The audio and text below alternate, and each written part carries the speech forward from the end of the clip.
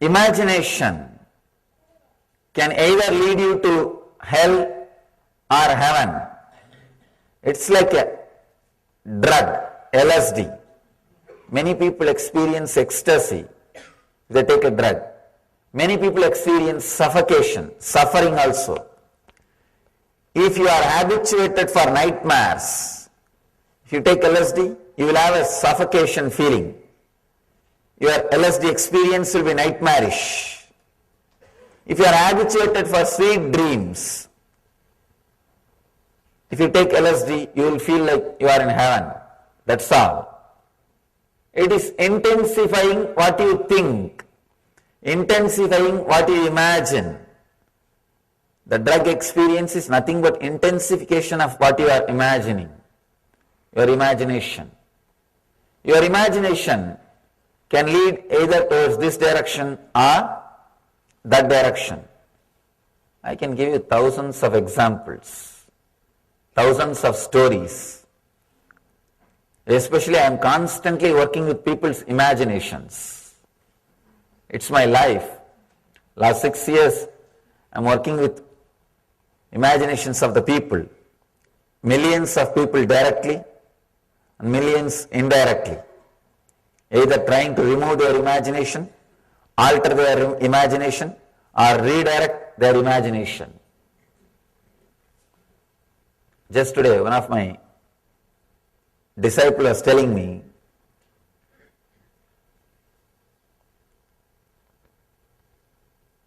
before she used to come regularly to the ashram, her daughter will always object. Why are you going there?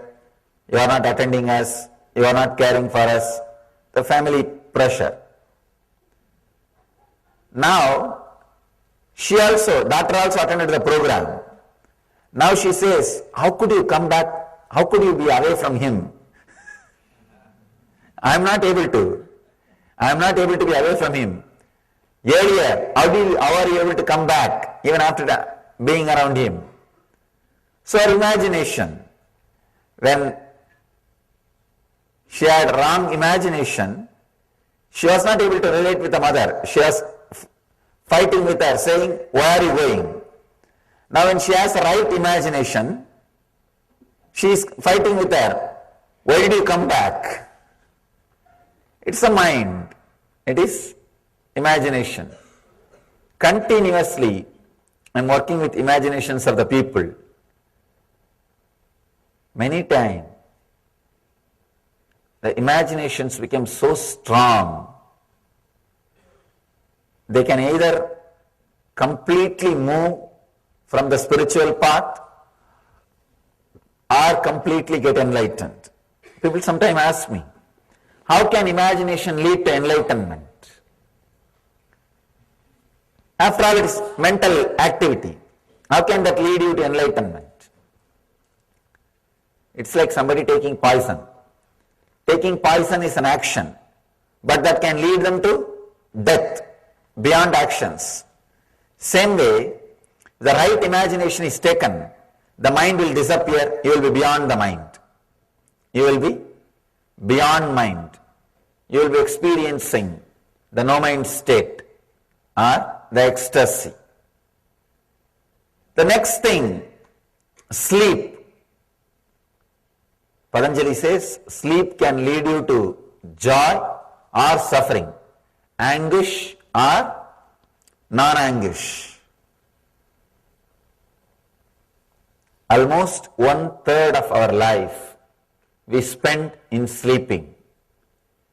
So if you understand the right technique for sleeping, 1/3 of your life you can spend in samadhi.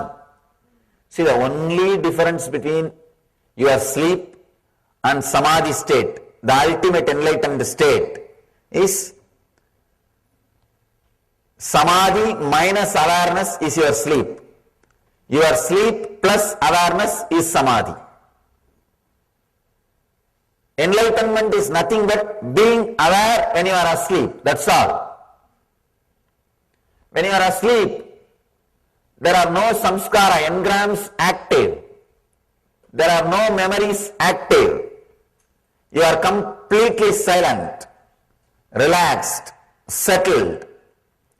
In that state, but only one thing, one difference, you are not aware. See, in the deep sleep, you are entering into the same space in which Buddha is living, in which Ramakrishna is living, in which Meera is dancing, in which Chaitanya is singing. You are entering into the same space where they are all living. Only one difference. You are not aware. Patanjali is aware. Chaitanya is aware. Krishna is aware. Buddha is alive. In that space, if you know how to be alive, if you learn how to be aware, you have done everything. Nothing else needs to be done. All you need to do is how to be alive when you are asleep. How to be aware when you are asleep. Now our problem is, forget about how to be aware when you are asleep. How to be aware when we are awake. How to be aware when we are awake. That is a big problem. That itself is a big problem. Today we will practice a technique to convert your sleep into samadhi. Convert your sleep into samadhi. Please understand. When I say being aware during your sleep, I don't mean sleeplessness. I am not saying be sleepless. No, that is sleep disorder. That is a disease. I am not saying be sleepless or sleep disorder. You will be sleeping, but your whole awareness will be alive. Means there are no engrams, there are no thoughts, there are no memories, but the pure I will be alive. That will be radiating, that will exist. There is a very powerful technique called Yoga Nidra, falling asleep consciously, falling into the deep sleep state with awareness. I can say,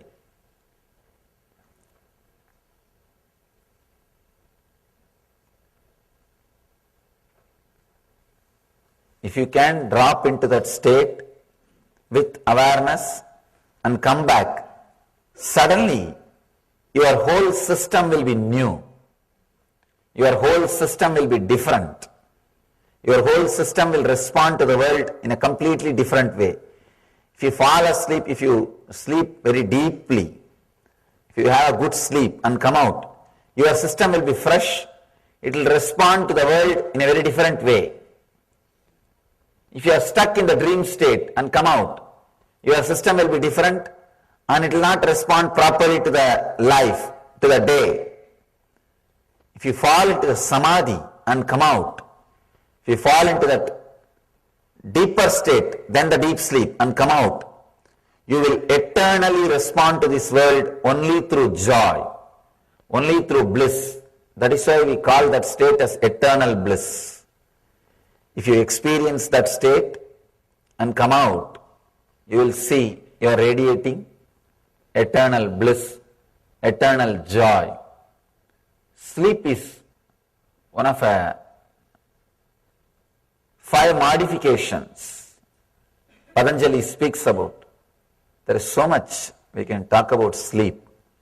So much can be said about sleep. Maybe instead of saying, we'll use a technique by the end of today's session. A very powerful technique. How to relax with awareness. How to go into deepest states of sleep with awareness. Usually we don't sleep more than 20 to 25 minutes. Then we come back, continue to dream, play in the dream world, then again fall asleep. After 20 to 25 minutes, come back, and move in the dream state, have some dreams, then again fall asleep. That is why early morning when we get up, we don't feel we had a good rest. Because you have never rested. You are continuously playing the game. Your body might be resting or your body might be relaxing, but you are not in a relaxed mood. You are not completely resting. You are not aware. You are not in peace. The sleep can be used for suffering or joy. That state can be manipulated to reach samadhi state or to be in suffering state. I have seen people using sleep to lead to suffering. Either they oversleep or they continue to suffer without sleep. Sleeplessness or oversleeping. If they don't sleep in the night time, the chronic fatigue will be there in their body. It will continue to disturb their creativity. Whole day, they will be constantly disturbed. The creativity will not express. Or if they sleep whole day, there is no time for creativity. There is no possibility for creativity. Sometimes people wake up only sun comes through the window. Sometimes the bad part of this whole thing is windows in the west side.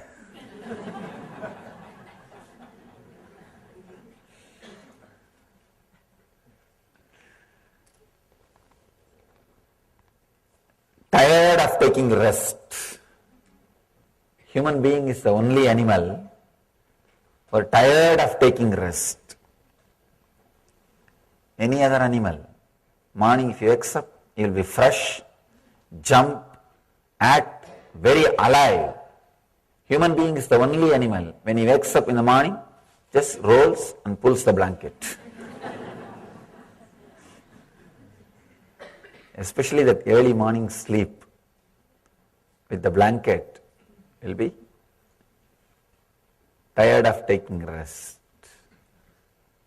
Sleep is the fourth item, Patanjali says, which can lead us to either suffering or joy.